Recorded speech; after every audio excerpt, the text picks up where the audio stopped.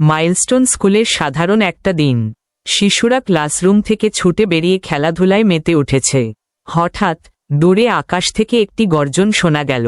স্কুলের ছাদের ওপর দিয়ে দ্রুতগতিতে একটি যুদ্ধ বিমান উড়ে আসছে। সবাই তাকিয়ে আছে অবাক চোখে। 3 মিনিটের মধ্যে বিমানটি নিয়ন্ত্রণ হারিয়ে স্কুলের সরাসরি উপরে এসে দাপটের সঙ্গে আছড়ে পড়ল। বিশাল আগুন আর ধোঁয়ার মধ্যে পুরো আকাশ কেমন অন্ধকার হয়ে গেল। প্রচণ্ড গর্জন আর চিৎকারের আওয়াজে মাঠের শিশুরা ছুটতে শুরু করল।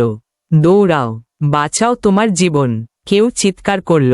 ছোট ছোট পা দ্রুত ছুটে যাচ্ছে, কেউ পথ হারিয়ে ভীত হয়ে পড়ে।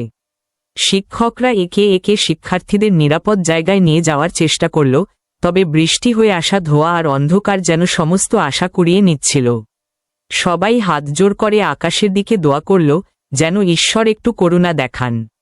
রাতের সেই অন্ধকারে স্কুল মাঠ যেন এক প্রেতাত্মার মতো ঝাঁকুনি দিচ্ছিল।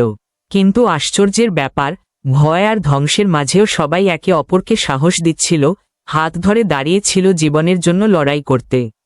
কমেন্ট করে আপনার মতামত জানাতে ভুলবেন না কিন্তু।